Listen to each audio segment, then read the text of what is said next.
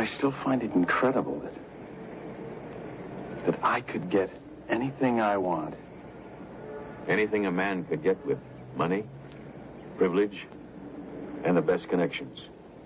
You know, it just occurred to me that we're part of the establishment now. Not part. The establishment.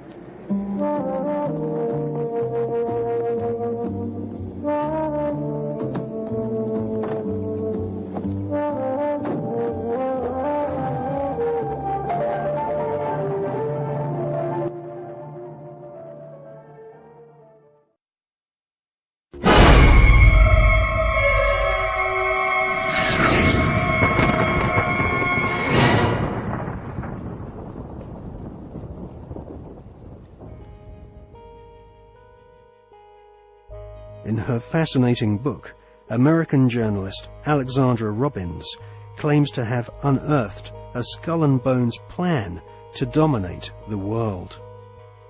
One can't help recognizing the fact that in the 170 years since the formation of the Skull and Bones Society, it has members in the most influential jobs all over the world.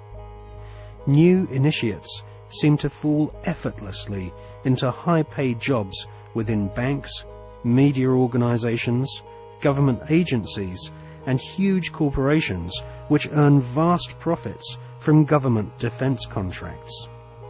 Some researchers claim that all members agree to tithe their wealth over to the society, thus ensuring that their offspring will become future initiates of the Brotherhood of Death.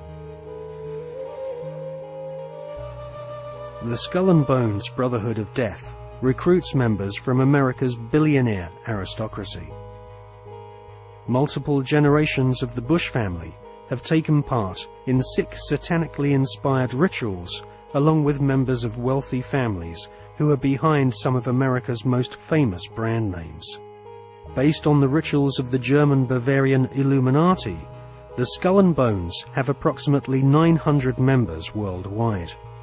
George W. Bush has initiated 5 fellow Bonesmen to join his administration, including William Donaldson, who is head of the American Securities and Exchange Commission. Upon initiation into the Skull and Bones, candidates are told that they must forever deny their membership. The psychological mind programming and brainwashing which goes on inside the tomb can only be guessed at, as no Bonesman has ever broken the fraternity's rule of silence. Fellow students at Yale have often said that on the night of ceremonies, blood-curdling yells and shrieks can be heard from inside the tomb. Some say the initiates are forced to wrestle in mud and are even beaten. This technique has been used by the CIA and EST brainwashing organizations who seek to wear down the subject mentally and physically using a program of punishment and verbal abuse. Once the will of the candidate has been broken, and they have divulged all their sexual secrets to the elder Bonesmen, they stand naked and are reborn in a mockery of a Christian baptism, with elder Bonesmen dressed as the Pope and the devil conducting the ritual. Ron Rosenbaum is a journalist who writes for the New York Observer. He secretly filmed an initiation ceremony from the top of a building near the Skull and Bones headquarters. Members of the order dress up as the devil, the Pope, and a kind of Don Quixote character.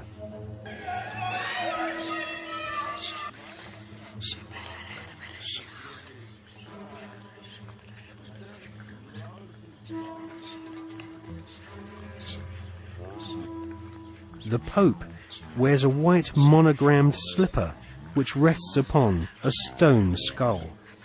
Each initiate is led into a chamber where fellow members shout obscenities and abuse the new initiate. The initiates are told that they are superior beings and are part of a privileged elite who use war, terror, and famine to control Earth's human population. This callous philosophy was illustrated in the Hollywood movie Skulls, made in 1999.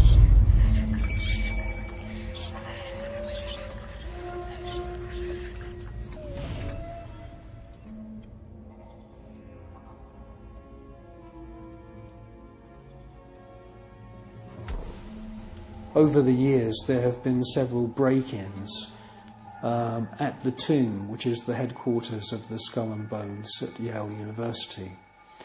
The artefacts which have been found have included membership lists of another secret society which operates on the campus called the Scroll and Key. Now, it seems pretty obvious as we research this material that the wolf's head, Phoebe